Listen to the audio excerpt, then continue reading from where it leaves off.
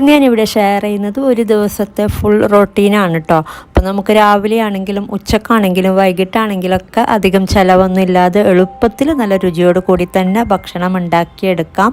അപ്പോൾ അങ്ങനെയുള്ളൊരു വീഡിയോ ആണ് കേട്ടോ ഇന്നിവിടെ ഷെയർ ചെയ്യുന്നത്. അപ്പോൾ ഞാൻ എപ്പോഴും പറയാറുള്ള പോലെ ഡിസ്ക്രിപ്ഷനിൽ മെൻഷൻ ചെയ്യുന്നുണ്ട് ഓരോന്നും. അപ്പോൾ നമുക്ക് നോക്കാം. അപ്പോൾ ഇതിൽ ഞാൻ ആദ്യം ഷെയർ ചെയ്യുന്നത് ബ്രേക്ക്ഫാസ്റ്റിനൊക്കെ എളുപ്പത്തിൽ ഉണ്ടാക്കിയെടുക്കാൻ പറ്റുന്ന റവ ഇഡലിയുടെ റെസിപ്പിയാണ്. അപ്പോൾ നോക്കാം. അപ്പോൾ ആദ്യം ഒരു പാത്രം ചൂടാകുമ്പോൾ ഇതിലോട്ടൊരു 2-3 ടേബിൾ സ്പൂൺ എണ്ണ ചേർത്ത് കൊടുക്കുക. അപ്പോൾ ഇതൊന്ന് ചൂടായി വരുമ്പോഴേക്കും ഇതിലോട്ട് ഒരു 1/2 ടീസ്പൂൺ കടുക് ചേർത്തിട്ടൊന്ന് പൊട്ടിച്ചെടുക്കുക. പിന്നെ വേണമെങ്കിൽ നിങ്ങൾക്ക് ഇതിൻ്റെ കൂട്ടത്തിൽ ഒരു 1/2 ടീസ്പൂൺ ഉഴുന്ന് പരിപ്പും അതുപോലെ കടലപ്പരിപ്പും വേണമെങ്കിൽ ചേർത്ത് കൊടുക്കാം കേട്ടോ. ഞാനിപ്പോൾ ചേർത്ത് കൊടുക്കുന്നില്ല. ഇതിപ്പോൾ പൊട്ടി വന്നിട്ടുണ്ട്. ഇനി ഇതിലോട്ട് ഒരു ചെറിയ ക്യാരറ്റ് ഒന്ന് ചെറുതായിട്ട് അരിഞ്ഞത് ചേർത്ത് കൊടുക്കുന്നുണ്ട്. അതുപോലെ ഒരു 1-2 പച്ചമുളക് ചെറുതായിട്ട് അരിഞ്ഞത്, പിന്നെ കുറച്ച് കറിവേപ്പിലയും കൂടെ ചേർത്തിട്ടൊന്ന് വഴറ്റി കൊടുക്കുക. ക്യാരറ്റ് ചെറുതായിട്ട് അരിഞ്ഞിട്ട് തന്നെ ചേർത്ത് കൊടുക്കുക. അപ്പോൾ നമ്മളിങ്ങനെ വഴറ്റിയെടുക്കുമ്പോൾ അത് വെന്ത് കിട്ടും. ഇതിപ്പോൾ വഴന്ന് വന്നിട്ടുണ്ട്. ഇനി ഇതിലോട്ടൊരു 2 ടേബിൾ സ്പൂണ് അണ്ടിപ്പരിപ്പ് ചേർത്ത് കൊടുക്കുന്നുണ്ട്. ചെറുതായിട്ടൊന്ന് ക്രഷ് ചെയ്തിട്ട്. ഓപ്ഷണലാണ്, ചേർത്ത് കൊടുത്തില്ലെങ്കിലും കുഴപ്പമില്ല. ഇതിപ്പോൾ ചെറുതായിട്ടൊന്ന് വഴറ്റി കൊടുത്തിട്ട് ഇതിലോട്ട് ഒരു 1/4 ടീസ്പൂൺ കായപ്പൊടിയും കൂടെ ചേർത്തിട്ട് ഒരു ലോ ഫ്ലെയിമിൽ വെക്കാട്ടെ ഈ ഒരു സമയത്തൊക്കെ. എന്നിട്ട് ഇതൊന്ന് വഴറ്റി കൊടുത്തിട്ട് ഇനി ഇതിലോട്ട് നമുക്ക് റവ ചേർത്ത് കൊടുക്കാം. 1.5 കപ്പ് റവയാണ് കേട്ടോ ചേർത്ത് കൊടുക്കുന്നത്. ഇനി ഇതിലോട്ട് റവ ചേർത്തിട്ടൊന്ന് റോസ്റ്റ് ചെയ്തെടുക്കുക. അപ്പോൾ റവ കേസരിയൊക്കെ ചെയ്യാറുള്ള ആ ഒരു നോർമൽ സൂചി തന്നെയാണ് എടുത്തിട്ടുള്ളത്. പിന്നെ ഇതൊന്ന് മീഡിയം ടു ലോ ഫ്ലെയിമിൽ വെച്ചിട്ടൊന്ന് റോസ്റ്റ് ചെയ്തെടുക്കുക. നമ്മൾ സാധാരണ ഉപ്പുമാവിനൊക്കെ ചെയ്യാറുള്ള പോലെ റോസ്റ്റ് ചെയ്തെടുത്താൽ മതി. 1.5 കപ്പ് റവയാണ് കേട്ടോ എടുത്തിട്ടുണ്ടായിരുന്നത്. അപ്പോൾ ഇത് റോസ്റ്റായി വന്നിട്ടുണ്ട്. അപ്പോൾ ഇത്രയും മതി. ഇനി നമുക്കിത് ഫ്ലെയിം ഓഫ് ചെയ്തിട്ട് ഇതൊരു വേറൊരു പാത്രത്തിലോട്ട് മാറ്റി വെക്കാം. പെട്ടെന്ന് തന്നെ വേറൊരു പാത്രത്തിലോട്ട് മാറ്റി വെക്കാം കേട്ടോ. ഇതിൽ തന്നെ വെച്ചുകൊണ്ടിരിക്കുമ്പോൾ കൂടുതൽ കരിഞ്ഞു പോകും. അപ്പോൾ ഈ ഒരു പാത്രത്തിലോട്ട് മാറ്റിയിട്ട് നമുക്കിത് ചൂടാറാൻ വേണ്ടിയിട്ട് വെയിറ്റ് ചെയ്യുക. ചെറുതായിട്ട് ചൂടാറിയതിന് ശേഷമാണ് ഇതിലോട്ട് തൈരും മറ്റു കാര്യങ്ങൾ ചേർത്ത് കൊടുക്കുന്നത്. അപ്പോൾ ഇത് നമുക്കിവിടെ മാറ്റി വെക്കാം. അപ്പോൾ ഇനി ഇതിലോട്ട് വേണ്ടത് 1 കപ്പ് തൈരാണ്. അപ്പോൾ ഈ ഒരു തൈരിൽ കുറച്ച് കട്ട പിടിച്ചിട്ടൊക്കെ ഉണ്ടാവും. അപ്പോൾ അതൊന്ന് ജസ്റ്റ് ഒന്ന് ഉടച്ചെടുക്കുക. ഒരു വിസ്കോ ഫോർക്കോ വെച്ചിട്ട് ഇതുപോലെ ജസ്റ്റ് ഒന്ന് ഉടച്ച് കൊടുത്താൽ മതി. കട്ടയൊക്കെ ഉണ്ടാവില്ല തൈരിൽ, അപ്പോൾ അതിന് വേണ്ടിയിട്ടാണ്. അപ്പോൾ ഇതിലുള്ള കട്ടയൊക്കെ ഉടച്ചെടുത്തിട്ടുണ്ട്. അപ്പോൾ ഇത് നമുക്ക് മാറ്റി വെക്കാം. ഇനി നമ്മൾ നേരത്തെ മാറ്റി വെച്ചിട്ടുണ്ടായിരുന്ന ഈ ഒരു റവ, റോസ്റ്റ് ചെയ്ത് വെച്ച റവ ചെറുതായിട്ട് ചൂടാറിയിട്ടുണ്ട്. ഇനി ഇതിലോട്ട് ഈ ഒരു തൈര് ചേർത്ത് കൊടുക്കാം. ഇനി വേണ്ടത് 1 കപ്പ് വെള്ളം ആദ്യം ചേർത്ത് കൊടുക്കുക. അപ്പോൾ 1 കപ്പ് തൈരും 1 കപ്പ് വെള്ളവും കൂടെ 1.5 കപ്പ് റവക്ക് ചേർത്ത് കൊടുക്കുന്നുണ്ട്. അപ്പോൾ പിന്നീട് വെള്ളം ചേർത്ത് കൊടുക്കാനുണ്ട്. അപ്പോൾ ആദ്യം 1 കപ്പ് വെള്ളം ചേർത്തിട്ട് നല്ലോണം മിക്സ് ചെയ്ത് കൊടുക്കുക. പിന്നെ ഉപ്പ് ചേർത്തിട്ടില്ല, ഉപ്പ് ചേർത്ത് കൊടുക്കുക പാകത്തിനുള്ളത്. പിന്നെ ഒരു കളർ കിട്ടാൻ വേണ്ടിയിട്ട് കുറച്ച് മഞ്ഞൾപ്പൊടിയും കൂടെ ചേർത്ത് കൊടുക്കുന്നുണ്ട്. എന്നിട്ട് മിക്സ് ചെയ്തെടുക്കാം കേട്ടോ. ഇനി ഇത് അരമണിക്കൂറോളം മാറ്റി വെക്കുന്നുണ്ട്. അരമണിക്കൂർ കഴിഞ്ഞിട്ടാണ് ഇതിലോട്ട് 1-2 കാര്യങ്ങൾ ചേർത്ത് ചുട്ടെടുക്കുന്നത്. അപ്പോൾ ഇതിപ്പോൾ മിക്സാക്കി എടുത്തിട്ടുണ്ട്. അപ്പോൾ നമുക്കിത് മൂടി വെച്ചിട്ട് അരമണിക്കൂറോളം മാറ്റി വെക്കാം. അപ്പോൾ ഞാനിത് അരമണിക്കൂറോളം മാറ്റി വെച്ചിട്ടുണ്ടായിരുന്നു. ഇപ്പോൾ ഇത് കുറച്ചും കൂടെ തിക്കായിട്ടുണ്ട്. നമ്മൾ ചേർത്ത് കൊടുത്ത വെള്ളമൊക്കെ ഒന്ന് വറ്റി വന്നിട്ടുണ്ട്. റവ സോക്ക് ചെയ്തിട്ട് വെള്ളമൊക്കെ ഒന്ന് വറ്റിയിട്ടുണ്ട്. ഇനി ഇതിലോട്ട് ഒരു 1/4 കപ്പ് വെള്ളം ചേർത്ത് കൊടുക്കുക. കൂടുതൽ ചേർത്ത് കൊടുക്കേണ്ട, 1/4 കപ്പ് മാത്രം ചേർത്ത് കൊടുത്തിട്ട് ഒന്ന് മിക്സ് ചെയ്ത് നോക്കുക. വേണമെങ്കിൽ മാത്രം 1 ടേബിൾ സ്പൂൺ ചേർത്ത് കൊടുത്താൽ മതി. ഒരുപാട് വെള്ളം ചേർത്ത് കൊടുക്കേണ്ട. ഇത് കുറച്ചും കൂടെ തിക്കായിട്ടുള്ള ബാറ്ററാണ്, ലൂസായിട്ടുള്ള ബാറ്ററല്ല. അപ്പോൾ ആദ്യം 1 കപ്പ്, പിന്നെ 1/4 കപ്പും കൂടെ ചേർത്ത് കൊടുത്ത്, പിന്നെ 1 കപ്പ് തൈരും. ഇത്രയാണ് ഇതിലോട്ട് ചേർത്ത് കൊടുത്തിട്ടുള്ളത് 1.5 കപ്പ് റവക്ക്. ഇനി ഇതിലോട്ട് ഒരു 1/4 ടീസ്പൂൺ ബേക്കിംഗ് സോഡ ചേർത്ത് കൊടുക്കുക. ബേക്കിംഗ് സോഡ എപ്പോഴും നല്ല ഫ്രഷ് ആയിട്ടുള്ളത് തന്നെ എടുക്കാൻ നോക്കുക. ഈ ഒരു സമയത്ത് തന്നെ അവസാനം ചുട്ടെടുക്കാൻ നേരത്ത് ചേർത്ത് കൊടുത്താൽ മതി. അപ്പോൾ ഇതും കൂടെ മിക്സ് ചെയ്ത് കൊടുത്തിട്ട് നമുക്ക് പെട്ടെന്ന് തന്നെ ഉണ്ടാക്കിയെടുക്കാം റവ ഇഡ്ഡലി. അപ്പോൾ ഇത്രയേ ഉള്ളൂ കേട്ടോ സംഭവം. അപ്പോൾ വെള്ളമൊക്കെ ഒന്ന് നോക്കിയിട്ട് തന്നെ ചേർത്ത് കൊടുക്കുക കേട്ടോ. അപ്പോൾ നിങ്ങൾ മെഷർമെൻറ്റ് കപ്പില്ലെങ്കിൽ ഗ്ലാസ്സിലാണ് എടുക്കുന്നതെങ്കിൽ സെയിം ആ ഒരു ഗ്ലാസ്സിൽ തന്നെ വെള്ളം എടുത്താൽ മതി. അപ്പോൾ ഇതാണ് ഇതിൻ്റെ ഒരു കൺസിസ്റ്റൻസി. പിന്നെ നമുക്കിത് ചുട്ടെടുക്കാം. ഇങ്ങനെയുള്ള സ്റ്റീമറിലാണ് ഞാൻ ഉണ്ടാക്കിയെടുക്കുന്നത്. അപ്പോൾ ഇതുപോലുള്ള സ്റ്റീമർ എടുക്കുമ്പോൾ 2 ഇഡലി തട്ട് ഞാൻ മാവൊന്നും ഒഴിച്ച് വെക്കാതെ അങ്ങനെ വിട്ട് കൊടുക്കാറുണ്ട്. 3ാമത്തെ ഇഡലി തട്ട് തൊട്ടാണ് കേട്ടോ മാവ് ഒഴിച്ച് കൊടുക്കുന്നത്. അങ്ങനെയാകുമ്പോൾ കൂടുതൽ വെള്ളം ചേർക്കുന്നത് കൊണ്ട് കുഴപ്പമില്ല. അപ്പോൾ വെള്ളം തിളക്കുമ്പോൾ ഇതിലോട്ട് കയറി വരാറുണ്ട്. അപ്പോൾ അതിന് വേണ്ടിയിട്ടാണ്. വെള്ളം കുറഞ്ഞു പോയാൽ പെട്ടെന്നത് അടിക്ക് പിടിക്കുന്നത്, വെള്ളം വറ്റിയിട്ട് ഒന്ന് കത്തി പോവാറുമുണ്ട്. അപ്പോൾ ഇങ്ങനെയാകുമ്പോൾ അങ്ങനെയുള്ള പ്രോബ്ലം ഒന്നുമില്ല. പിന്നെ അതുപോലെ മാവ് ഫുള്ള് ഒഴിച്ച് കൊടുക്കണ്ട കേട്ടോ. ഈ ഒരു കുഴിയിൽ ഫുള്ള് ഒഴിച്ച് കൊടുക്കണ്ട, ഒരു 1/4 ഭാഗം മാത്രം ഒഴിച്ച് കൊടുത്താൽ മതി. അപ്പോൾ ഇത് പൊങ്ങി വരും. അതുപോലെ ഒരു ഇച്ചിരി എണ്ണയും സ്പ്രെഡ് ചെയ്ത് കൊടുക്കുക ഈ ഒരു തട്ടിൽ. ഇനി നമുക്കിത് വേവിച്ചെടുക്കാം. ഒരു 15 മിനിറ്റ് ഒന്ന് വേവിച്ചെടുത്താൽ മതി. അപ്പോൾ ഇത് 15 മിനിറ്റ് ആയിട്ടുണ്ട്. അപ്പോൾ നമുക്ക് ഫ്ലെയിം ഓഫ് ചെയ്യാം. അപ്പോൾ കണ്ടില്ലേ, നല്ലോണം പൊങ്ങി വന്നിട്ടുണ്ട്, നല്ല പെർഫെക്റ്റ് ആയിട്ട് തന്നെ വന്നിട്ടുണ്ട്. അപ്പോൾ നമുക്കിത് ചൂടാറിയതിന് ശേഷം ഈ ഒരു പ്ലേറ്റിൽ നിന്നും മാറ്റാം. അപ്പോൾ നമുക്ക് ഈ ഒരു അളവിൽ ഈ ഒരു സൈസിലുള്ള ഇഡലി ആണെങ്കിൽ നമുക്ക് 20 ഇഡലി ഉണ്ടാക്കിയെടുക്കാം കേട്ടോ. അപ്പോൾ നമുക്ക് ചൂടാറിയതിന് ശേഷം പ്ലേറ്റിൽ നിന്നും മാറ്റാം. അപ്പോൾ ഇത് ചൂടാറിയിട്ടുണ്ട്, ചെറുതായിട്ട് ചൂടാറിയിട്ടുണ്ട് കേട്ടോ. അപ്പോൾ ഇതുപോലെ ഒരു സ്പൂൺ വെച്ചിട്ട് നമുക്ക് മെല്ലെ ഇളക്കി കൊടുക്കാം. അപ്പോൾ നല്ല സോഫ്റ്റായിട്ട് നല്ല പെർഫെക്റ്റ് ആയിട്ട് തന്നെ ഇഡലി കിട്ടിയിട്ടുണ്ട്. നല്ല ടേസ്റ്റ് ഉണ്ട് കേട്ടോ ഇത് കഴിക്കാനായിട്ട്. അപ്പോൾ ഇങ്ങനെ ചെയ്തിട്ടില്ലെങ്കിൽ ഒന്ന് ട്രൈ ചെയ്ത് നോക്കാം. അപ്പോൾ നമുക്കിങ്ങനെ രാത്രി അരച്ച് വെക്കണം, അരി അരക്കണം, അങ്ങനെയുള്ള പരിപാടിയൊന്നുമില്ല. അപ്പോൾ കുറച്ചും കൂടെ മാവ് ബാക്കിയുണ്ട്. ഇപ്പോൾ ഞാൻ പറഞ്ഞ പോലെ നമുക്ക് 20 ഇഡലി ഉണ്ടാക്കിയെടുക്കാം ഈ ഒരു അളവിൽ. അപ്പോൾ ഇതും കൂടെ നമ്മൾ ഇത് നേരത്തെ ചെയ്ത പോലെ തന്നെ ചുട്ടെടുത്താൽ മതി. അപ്പോൾ നല്ല ചമ്മന്തിയൊക്കെ കൂട്ടി കഴിക്കാം, നല്ല ടേസ്റ്റ് ഉണ്ട് കഴിക്കാനായിട്ട്. അപ്പോൾ ഇങ്ങനെ ചെയ്തിട്ടില്ലെങ്കിൽ ചെയ്ത് നോക്കാം. ഞാൻ മുമ്പും ഷെയർ ചെയ്തിട്ടുണ്ടായിരുന്നു ഈ ഒരു റെസിപ്പി. അപ്പോൾ ഇനി ഉണ്ടാക്കിയെടുക്കുന്നത് ഉച്ചക്കത്തേക്കുള്ള കറിയാണ്. പുഴുക്കലരി ചോറിൻ്റെ കൂടെ കഴിക്കാനുള്ള കാസർഗോഡൻ സ്റ്റൈലിലുള്ള കറിയാണ്. അപ്പോൾ ഇതിന് വേണ്ടിയിട്ട് ഞാൻ വൈറ്റ് പംകിനാണ് കേട്ടോ ചെയ്യുന്നത്. വൈറ്റ് പംകിൻ വെച്ചിട്ടാണ്. അപ്പോൾ 1 കിലോ വൈറ്റ് പംകിന് ഒന്ന് ക്ലീൻ ചെയ്ത് ഇതുപോലെ കട്ട് ചെയ്ത് വെച്ചിട്ടുണ്ട്. ഇത് നമുക്കൊരു കുക്കറിലോട്ട് ഇട്ട് കൊടുക്കാം. യെല്ലോ പംകിനല്ല, വൈറ്റ് പംകിനാണ്. അപ്പോൾ അതൊന്ന് ശ്രദ്ധിക്കുക. അപ്പോൾ ഞങ്ങൾ ഇതിനെ ചരങ്ങ എന്നാണ് പറയാറുള്ളത്. ഇനി ഇതിലോട്ട് കുറച്ച് പരിപ്പ് ചേർത്ത് കൊടുക്കുന്നുണ്ട്. ഒരു 1/4 കപ്പ് പരിപ്പ് ചേർത്ത് കൊടുക്കുക. ഒരുപാടൊന്നും വേണ്ട കേട്ടോ, ഒരു 3 ടേബിൾ സ്പൂൺ അല്ലെങ്കിൽ ഒരു 4 ടേബിൾ സ്പൂൺ മാത്രം മതി. അപ്പോൾ ഇത് ക്ലീൻ ചെയ്ത് വെച്ചിട്ടുള്ള പരിപ്പാണ്. അപ്പോൾ ഇതും കൂടെ ചേർത്ത് കൊടുക്കാം. ഇനി ഇതിലോട്ട് കുറച്ച് കറിവേപ്പില ചേർത്ത് കൊടുക്കുന്നുണ്ട്. ഇനി വേവാനുള്ള വെള്ളം ചേർത്ത് കൊടുക്കാം. വെള്ളം പാകത്തിന് ചേർത്ത് കൊടുക്കാം. അപ്പോൾ ഇത് വെന്ത് ഒന്ന് നന്നായിട്ടൊന്ന് വടഞ്ഞ് വരുന്ന പരുവത്തിൽ വേവിച്ചെടുക്കാം കേട്ടോ. അപ്പോൾ വെന്ത് ഒന്ന് വടയണം. അപ്പോൾ ആ ഒരു രീതിയിൽ വേവിച്ചെടുത്താൽ മതി. അപ്പോൾ വെള്ളം ഒരു കൂടുതൽ തന്നെ ചേർത്ത് കൊടുക്കാം. പിന്നെ പാകത്തിനുള്ള ഉപ്പ് ചേർത്ത് കൊടുത്തിട്ടുണ്ട്. പിന്നെ വേണ്ടത് കുറച്ച് മഞ്ഞൾപ്പൊടിയും കൂടെ ചേർത്ത് കൊടുക്കുക. എന്നിട്ടിത് നന്നായിട്ടൊന്ന് വേവിച്ചെടുക്കുക.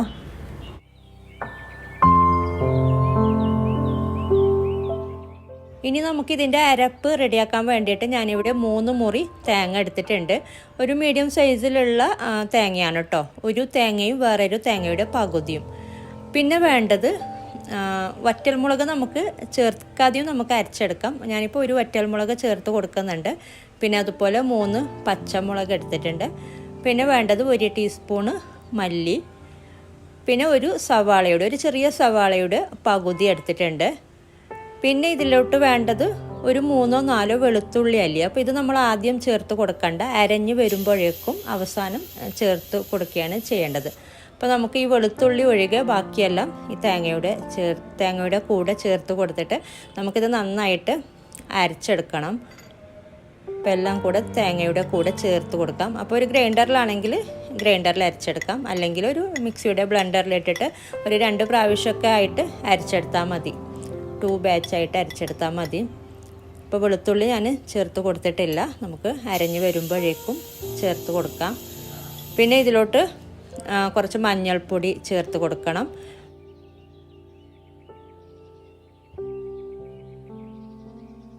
അപ്പോൾ ഞാനിത് നന്നായി അരച്ചെടുത്തിട്ടുണ്ട്. അപ്പം അധികം ലൂസാക്കിയിട്ട് അരച്ചെടുക്കണ്ട കേട്ടോ, കുറച്ച് തിക്കായിട്ട് തന്നെ അരച്ചെടുക്കാം.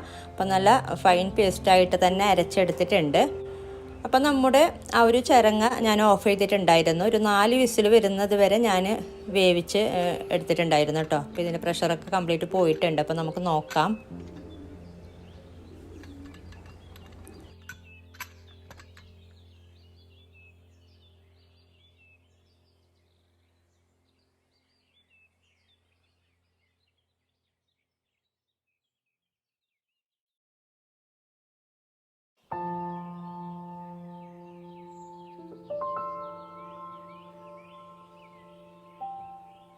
ഇതിലോട്ട് വെള്ളമൊന്നും ചേർത്ത് കൊടുക്കണ്ട. അപ്പോൾ ഇതങ്ങനെ ലൂസായിട്ടുള്ള കറിയല്ല, കുറച്ചും കൂടെ ഒരു തിക്കായിട്ടുള്ളൊരു ഗ്രേവിയാണ്. പിന്നെ അരച്ചെടുക്കുമ്പോഴും ശ്രദ്ധിക്കട്ടെ, ഒരുപാട് ലൂസായിട്ട് അരച്ചെടുക്കണ്ട. അതുപോലെ പംകിന് വേവിച്ചെടുക്കുമ്പോഴും അങ്ങനെ കുറേ വെള്ളം ചേർത്തിട്ട് വേവിച്ചെടുക്കേണ്ട, പാകത്തിന് മാത്രം വെള്ളം ചേർത്താൽ മതി. ഇനി ഇത് തിളപ്പിച്ചെടുക്കുക. പിന്നെ ഉപ്പ് നോക്കിയിട്ട് ചേർത്ത് കൊടുക്കുക കേട്ടോ, ഉപ്പ് പോരാ എന്നുണ്ടെങ്കിൽ. അപ്പോൾ ഇത് ചെറുതായിട്ട് തിളക്കുന്നുണ്ട്. നന്നായി തിളക്കുമ്പോൾ നമുക്ക് ഫ്ലെയിം ഓഫ് ചെയ്യാം. അപ്പോൾ ഇതിപ്പോൾ പാകത്തിന് തന്നെ ആയിട്ടുണ്ട്, അങ്ങനെ ലൂസായിട്ടൊന്നുമില്ല. പിന്നെ ഫ്ലെയിം ഓഫ് ചെയ്തിട്ട് ചെറുതായിട്ടൊന്ന് ചൂടാറി കഴിയുമ്പോൾ ഇതിനേക്കാളും കുറച്ചും കൂടെ തിക്കാകും. ഇതിപ്പോൾ നന്നായി തിളച്ചിട്ടുണ്ട്. ഇനി ഫ്ലെയിം ഓഫ് ചെയ്യാം. പിന്നെ ഇതിൻ്റെ കൂടെ ഒരു ഫ്രൈയും കൂടെ ഉണ്ടെങ്കിൽ, പുഴുക്കലരി ചോറും ഈ ഒരു കറിയും ഫ്രൈയും കൂടെ ഉണ്ടെങ്കിൽ നല്ല കോമ്പിനേഷനാണ് കേട്ടോ. അപ്പോൾ ഇങ്ങനെ ചെയ്തിട്ടില്ലെങ്കിൽ ചെയ്ത് നോക്കാം. അപ്പോൾ ഇനി ഇതിൻ്റെ കൂടെ കഴിക്കാനായിട്ട് ഒരു ഫ്രൈയും കൂടി ഉണ്ടാക്കിയെടുക്കുന്നുണ്ട്, മീൻ വെച്ചിട്ട്. അപ്പോൾ മത്തി വെച്ചിട്ടുള്ളൊരു ഫ്രൈ ആണ് കേട്ടോ. അപ്പോൾ നോക്കാം. അപ്പോൾ ഇതിലേക്കുള്ള മസാലയ്ക്ക് വേണ്ടിയിട്ട് ഞാൻ എടുത്തിട്ടുള്ളത് വറ്റൽമുളകാണ്. ഒരു 12 വറ്റൽമുളക് എടുത്തിട്ടുണ്ട്. അപ്പോൾ ക്ലീൻ ചെയ്ത് വെച്ചിട്ടുള്ള മുളകാണ്. അപ്പോൾ ഇതൊരു ബ്ലെൻഡറിലോട്ട് ഇട്ട് കൊടുക്കാം. അധികം എരിവില്ലാത്ത മുളകാണ് കേട്ടോ ഈ ഒരു വറ്റൽമുളക്. പിന്നെ നിങ്ങൾക്ക് മുളക് പൊടി വെച്ചിട്ടും ചെയ്യാം കേട്ടോ ഈ ഒരു സെയിം. ഇനി ഇതിലോട്ട് 1 ടീസ്പൂണ് മല്ലിപ്പൊടി ചേർത്ത് കൊടുക്കുന്നുണ്ട്. മല്ലി വേണമെങ്കിലും ചേർത്ത് കൊടുക്കാം. പിന്നെ വേണ്ടത് മഞ്ഞൾപ്പൊടി ഒരു 1/4 ടീസ്പൂണ്. ഇനി 1 ടീസ്പൂൺ ഇഞ്ചി വെളുത്തുള്ളി ക്രഷ് ചെയ്തത് അല്ലെങ്കിൽ പേസ്റ്റ് ചേർത്ത് കൊടുക്കാം. ഇനി കറിവേപ്പില 1-2 തണ്ട് കറിവേപ്പില ചേർത്ത് കൊടുത്തിട്ടുണ്ട്, ഒന്ന് ക്ലീൻ ചെയ്തിട്ട്. ഇനി വേണ്ടത് ഒരു 1/4 ടീസ്പൂണ് ഗരം മസാല പൗഡർ ചേർത്ത് കൊടുക്കുന്നുണ്ട്. പിന്നെ ഉപ്പ് ചേർത്ത് കൊടുക്കുക പാകത്തിനുള്ള, എല്ലാം ഇതിലോട്ട് തന്നെ ചേർത്ത് കൊടുക്കുന്നുണ്ട്. ഇനി വേണ്ടത് വിനീഗർ. അപ്പോൾ വിനീഗർ അല്ലെങ്കിൽ നാരങ്ങാ നീരായാലും മതി. ഒരു 1-2 ടീസ്പൂൺ ചേർത്ത് കൊടുക്കാം. ഇനി പാകത്തിന് വെള്ളം ചേർത്തിട്ട് ഇത് നന്നായിട്ട് അരച്ചെടുക്കാം. നല്ല മഷി പോലെ അരച്ചെടുക്കാം കേട്ടോ. ഫൈൻ പേസ്റ്റായിട്ട് തന്നെ നന്നായിട്ട് അരച്ചെടുക്കാം. അപ്പോൾ ഇത് നന്നായിട്ട് തന്നെ അരച്ചെടുത്തിട്ടുണ്ട്. അപ്പോൾ ഇതൊരു പാത്രത്തിലോട്ട് മാറ്റാം.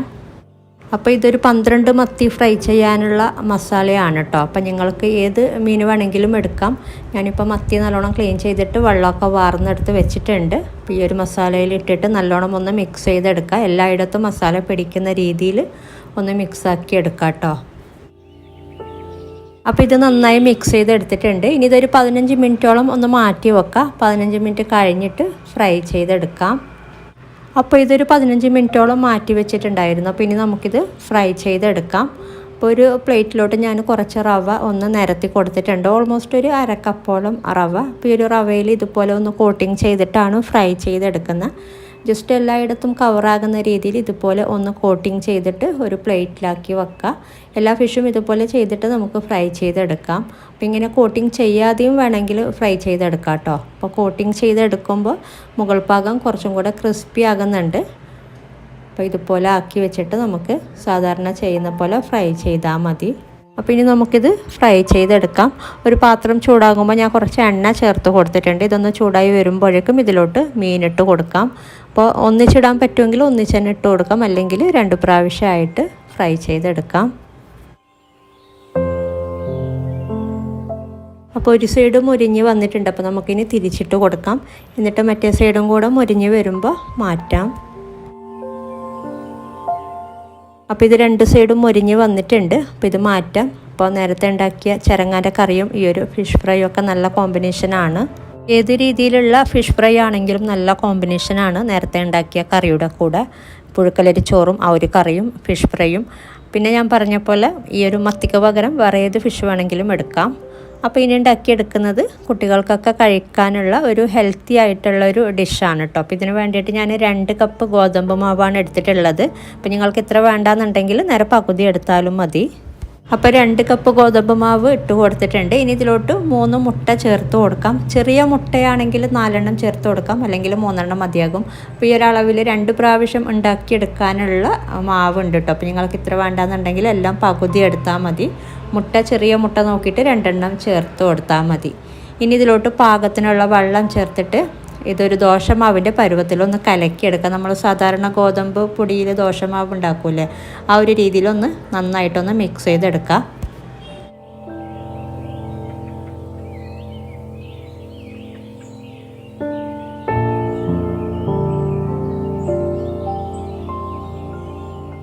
അപ്പോൾ ഇത് നന്നായി മിക്സ് ചെയ്തെടുത്തിട്ടുണ്ട്. ഇനി ഇതിലോട്ട് കുറച്ച് കാര്യങ്ങൾ ചേർത്ത് കൊടുക്കാനുണ്ട്. ഉപ്പ് ചേർത്തിട്ടില്ല, ഉപ്പ് ചേർത്ത് കൊടുക്കാം പാകത്തിനുള്ള. അതുപോലെ 2 ടീസ്പൂണ് കുരുമുളക് പൊടി ചേർത്ത് കൊടുക്കുന്നുണ്ട്. തരുതരുപ്പായി പൊടിച്ചെടുത്ത കുരുമുളക് പൊടി 2 ടീസ്പൂണോളം ചേർത്ത് കൊടുത്തിട്ടുണ്ട്. ഇനി ഇതിലോട്ട് കുറച്ച് മഞ്ഞൾപ്പൊടിയും കൂടെ ചേർത്ത് കൊടുക്കാം, ഒരു കളർ കിട്ടാൻ വേണ്ടിയിട്ട്. പിന്നെ ചേർത്ത് കൊടുക്കുന്നത് സവാള അരിഞ്ഞത്, ഒരു അരക്കപ്പോളം സവാള ചെറുതായിട്ട് അരിഞ്ഞത് ചേർത്ത് കൊടുക്കുന്നുണ്ട്. ഇതിലോട്ട് ഒരു പച്ചമുളക് ചെറുതായിട്ട് അരിഞ്ഞത് ചേർത്ത് കൊടുക്കുന്നുണ്ട്. അതുപോലെ മല്ലിയില അരിഞ്ഞതും കൂടെ ചേർത്ത് കൊടുക്കുന്നുണ്ട്. മല്ലിയില അരിഞ്ഞത് കുറച്ച് കൂടുതൽ തന്നെ ചേർത്ത് കൊടുക്കുക കേട്ടോ. ഇനി ഇത് നന്നായിട്ട് എല്ലാം കൂടെ ഒന്ന് മിക്സ് ചെയ്തെടുക്കുക. പിന്നെ ഇതിൻ്റെ കൂട്ടത്തിൽ നിങ്ങൾക്ക് വെജിറ്റബിൾസൊക്കെ ചെറുതായിട്ട് അരിഞ്ഞിട്ട് ചേർത്ത് കൊടുക്കാം. ക്യാപ്സിക്കം, തക്കാളി, അതുപോലെ ക്യാരറ്റ് ഗ്രേറ്റ് ചെയ്തതും ചേർത്ത് കൊടുക്കാം കേട്ടോ. അപ്പോൾ ഇതൊക്കെ വേണമെങ്കിൽ കയ്യിലുണ്ടെങ്കിൽ അതൊക്കെ ചേർത്ത് കൊടുക്കാം. ഞാനിപ്പോൾ അതൊന്നും ചേർത്ത് കൊടുക്കുന്നില്ല. അപ്പോൾ എല്ലാം കൂടെ നന്നായിട്ട് മിക്സ് ചെയ്തെടുത്തിട്ടുണ്ട്. ഇനി നമുക്കിത് ചുട്ടെടുക്കാം.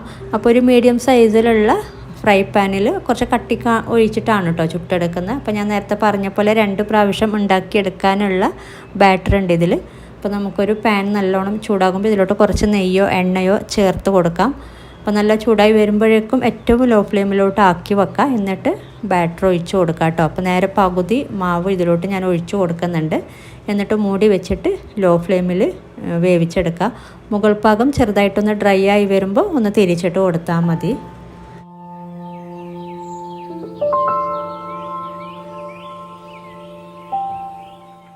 അപ്പോൾ ഇത് മുകൾ ഭാഗം ചെറുതായി ഡ്രൈ ആയിട്ടൊക്കെ വന്നിട്ടുണ്ട്. അപ്പോൾ ഇനി നമുക്കിത് തിരിച്ചിട്ട് കൊടുക്കാം.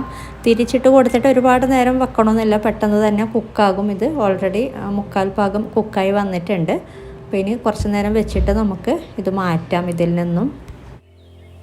അപ്പോൾ ഇതായിട്ടുണ്ട്. അപ്പോൾ ഇത് മാറ്റാം. അപ്പോൾ ഇതിലോട്ട് ഞാൻ കുറച്ച് മൊസറല്ല ചീസ് ഗ്രേറ്റ് ചെയ്ത് ഇട്ട് കൊടുക്കുന്നുണ്ട്. അപ്പോൾ അതിന് വേണ്ടിയിട്ട് വീണ്ടും ഒന്ന് തിരിച്ചിട്ട് കൊടുക്കുന്നുണ്ട്.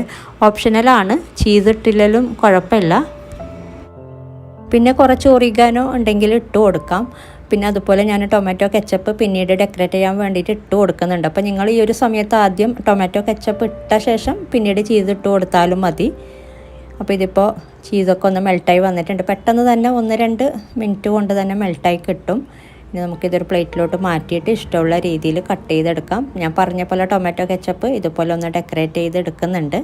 എന്നിട്ട് ഇഷ്ടമുള്ള രീതിയിൽ കട്ട് ചെയ്തെടുക്കാം കേട്ടോ. അപ്പോൾ ഇങ്ങനെ ചെയ്ത് കൊടുക്കുമ്പോൾ കുട്ടികളൊക്കെ കഴിക്കുകയും ചെയ്യും. അതുപോലെ നല്ല ഹെൽത്തി ആയിട്ട് നമുക്ക് കൊടുക്കാനും പറ്റും. അപ്പോൾ ഇങ്ങനെ ചെയ്തിട്ടില്ലെങ്കിൽ ചെയ്ത് നോക്കാം. ഈവനിങ്ങിനൊക്കെ നമുക്ക് ആണെങ്കിലും ബ്രേക്ക്ഫാസ്റ്റിനൊക്കെ നമുക്ക് വേണമെങ്കിലൊക്കെ ഡിന്നറിന് വേണമെങ്കിലൊക്കെ ഇതുപോലെ ചെയ്തെടുക്കാം. അപ്പോൾ ചീസ് ഇടാതെയും വേണമെങ്കിൽ ഉണ്ടാക്കിയെടുക്കട്ടോ. അങ്ങനെ ചെയ്യുമ്പോഴും ടേസ്റ്റ് ഉണ്ട്. പക്ഷേ ചീസ് ഇട്ട് കൊടുക്കുമ്പോൾ ഒരു പിസ്സ ഫ്ലേവറിലൊക്കെ കിട്ടുന്നുണ്ട്. അപ്പോൾ അതിന് വേണ്ടിയിട്ട് ജസ്റ്റ് ഒന്ന് ഇട്ട് കൊടുത്തതേ ഉള്ളൂ. അപ്പോൾ ഇനി ഉണ്ടാക്കിയെടുക്കുന്നത് നമുക്ക് നേരത്തെ ഉണ്ടാക്കി വെച്ച ഒരു കറിയുടെ കൂടെ ഒക്കെ കഴിക്കാൻ പറ്റിയ ഒരു ഡിഷാണ്. കൊറട്ടിപ്പത്തൽ എന്നാണ് കേട്ടോ പറയാറുള്ളത്. നമുക്ക് നോക്കാം. അപ്പോൾ ഇതിന് വേണ്ടിയിട്ട് 2 കപ്പ് പുഴുക്കലരി 4-5 മണിക്കൂർ കുതിർത്ത് ക്ലീൻ ചെയ്ത് വെച്ചിട്ടുണ്ട്. അപ്പോൾ ഇത് നമുക്കൊന്ന് അരച്ചെടുക്കണം. പിന്നെ നിങ്ങൾക്ക് ഇതേ രീതിയിൽ തന്നെ റേഷൻ പുഴുക്കലരി വെച്ചിട്ടും ഉണ്ടാക്കിയെടുക്കാം. അപ്പോൾ ഇത് ഗ്രൈൻഡറിലാണെങ്കിൽ ഗ്രൈൻഡറിൽ അരച്ചെടുക്കാം, അല്ലെങ്കിൽ മിക്സിയുടെ ബ്ലെൻഡറിലാണെങ്കിലും അരച്ചെടുക്കാം. അപ്പോൾ ഇത് നല്ല മഷി പോലെ അരച്ചെടുക്കണമെന്നില്ല കേട്ടോ, അത്രയും ഫൈനായിട്ടൊന്നും അരച്ചെടുക്കണമെന്നില്ല. ഇനി തേങ്ങ ചേർത്ത് കൊടുക്കാം. 1/2 കപ്പ് മുതൽ 1/4 കപ്പ് വരെ തേങ്ങ ചേർത്ത് കൊടുക്കാം. ഞാൻ 1/4 കപ്പോളം ചേർത്ത് കൊടുത്തിട്ടുണ്ട്. പിന്നെ വേണ്ടത് സവാള കട്ട് ചെയ്തത്, ഒരു 1/4 ഭാഗം സവാള ഒന്ന് കട്ട് ചെയ്ത് ചേർത്ത് കൊടുത്തിട്ടുണ്ട്. ഇനി പാകത്തിനുള്ള ഉപ്പ് ചേർത്ത് കൊടുക്കാം. അതുപോലെ പാകത്തിന് വെള്ളം ചേർത്ത് കൊടുത്തിട്ട് ഇതൊന്ന് അരച്ചെടുക്കുക. ഒരുപാട് വെള്ളം ചേർത്ത് കൊടുക്കണ്ട, അരക്കാൻ പാകത്തിന് വെള്ളം ചേർത്തിട്ട് പിന്നീട് നോക്കിയിട്ട് ചേർത്ത് കൊടുക്കുക കേട്ടോ. ആദ്യം തന്നെ ഒരുപാട് വെള്ളം ചേർത്ത് കൊടുക്കുമ്പോൾ അരഞ്ഞ് കിട്ടാനും ബുദ്ധിമുട്ടായിരിക്കും. പിന്നെ നിങ്ങൾക്ക് ഒറ്റ ഇതിൽ അരക്കാൻ ബുദ്ധിമുട്ടാണെങ്കിൽ 2 ബാച്ചായിട്ട് അരച്ചെടുത്താലും മതി. അപ്പോൾ ഇത് അരച്ചെടുത്തിട്ടുണ്ട്. അപ്പോൾ ഈ ഒരു പരുവത്തിൽ തന്നെയാണ് വേണ്ടത്. ഇഡ്ഡലി മാവിൻ്റെ ഒരു കൺസിസ്റ്റൻസി ആക്കി എടുത്താൽ മതി. ഒരുപാട് തിക്കായിട്ടുണ്ടെങ്കിൽ ഒരിച്ചിരി വെള്ളം ചേർത്തിട്ട് മിക്സ് ചെയ്ത് കൊടുത്താൽ മതി. അപ്പോൾ ആദ്യം തന്നെ ഒരുപാട് വെള്ളം ചേർത്തിട്ട് അരച്ചെടുക്കണ്ട, നേരത്തെ പറഞ്ഞ പോലെ. ഇതിപ്പോൾ പാകത്തിനായിട്ടുണ്ട്. ഇനി നമുക്കിത് ചുട്ടെടുക്കാം. അപ്പോൾ ഞാനൊരു വാഴയില വിരിച്ചിട്ടാണിത് ചുട്ടെടുക്കുന്നത്. അപ്പോൾ നിങ്ങളുടെ കയ്യിൽ വാഴയില ഇല്ലെങ്കിൽ ഒരു പ്ലേറ്റിലോട്ട് ആക്കി കൊടുത്താൽ മതി, ഒരു ഇച്ചിരി എണ്ണ തടവി കൊടുത്തിട്ട്. അപ്പോൾ ഈ ഒരു വാഴയില ജസ്റ്റ് ഒന്ന് വാട്ടിയെടുത്തിട്ടുണ്ട്. വാഷ് ചെയ്തിട്ട് നല്ലോണം ക്ലീൻ ചെയ്തിട്ട് ഒന്ന് വാട്ടിയെടുത്തിട്ടുണ്ട്. അപ്പോൾ ഇതുപോലെ ഒന്ന് വിരിച്ചിട്ട് കൊടുത്തിട്ട് നമുക്കിതിലോട്ട് മാവ്, ഞാൻ പകുതി മാവാണ് കേട്ടോ ആദ്യം ഒഴിച്ച് കൊടുത്ത് വേവിച്ചെടുക്കുന്നത്. ചെറിയ സ്റ്റീമർ ആയതുകൊണ്ട് 2 പ്രാവശ്യം വേവിച്ചെടുക്കുന്നുണ്ട്. പിന്നെ നമുക്കിതൊരു 15-20 മിനിറ്റോളം ഒന്ന് വേവിച്ചെടുക്കാം. അപ്പോൾ ഇതൊരു 15-20 മിനിറ്റോളം വേവിച്ചെടുത്തിട്ടുണ്ട്. അപ്പോൾ ഇതിപ്പോൾ വെന്തിട്ടുണ്ട്. അപ്പോൾ നമുക്കിനി ഫ്ലെയിം ഓഫ് ചെയ്യാം. എന്നിട്ട് ഇഷ്ടമുള്ള രീതിയിൽ കട്ട് ചെയ്തിട്ട് സെർവ് ചെയ്യാം. അപ്പോൾ ഞാൻ പറഞ്ഞ പോലെ നേരത്തെ ഉണ്ടാക്കിയ കറിയുടെ കൂടെ നല്ല കോമ്പിനേഷനാണ് ഈ ഒരു ഡിഷ്. അപ്പോൾ ഇതുപോലുള്ള ഒരുപാട് വിഭവങ്ങളുടെ റെസിപ്പി ഞാൻ മുമ്പും അപ്ലോഡ് ചെയ്തിട്ടുണ്ട്. ഡിന്നറിന് ഉണ്ടാക്കാൻ പറ്റിയതാണെങ്കിലും ബ്രേക്ക്ഫാസ്റ്റിന് ഉണ്ടാക്കാൻ പറ്റിയതൊക്കെ. അപ്പോൾ അതൊക്കെ നിങ്ങൾ കാണാം. അതുപോലെ റൈസ് വെച്ചിട്ട് ചെയ്യാൻ പറ്റിയ ഒരുപാട് വിഭവങ്ങളും അപ്ലോഡ് ചെയ്തിട്ടുണ്ട്. നമുക്ക് പെട്ടെന്ന് ഉണ്ടാക്കിയെടുക്കാൻ പറ്റുന്ന പുലാവും അങ്ങനെയുള്ളതൊക്കെ. അപ്പോൾ ഇന്നത്തെ വീഡിയോ ഇഷ്ടപ്പെട്ടാൽ ലൈക്ക് ചെയ്യുക, കമൻറ്റ് ചെയ്യുക. അതുപോലെ നിങ്ങൾ എൻ്റെ ചാനൽ ഇതുവരെ സബ്സ്ക്രൈബ് ചെയ്യാത്തവരാണ് വീഡിയോ കാണുന്നതെങ്കിൽ ഒന്ന് സബ്സ്ക്രൈബ് ചെയ്യുക. അപ്പോൾ ഇതുപോലെ നല്ല റെസിപ്പിയുമായിട്ട് മറ്റൊരു വീഡിയോയിൽ കാണാം. താങ്ക്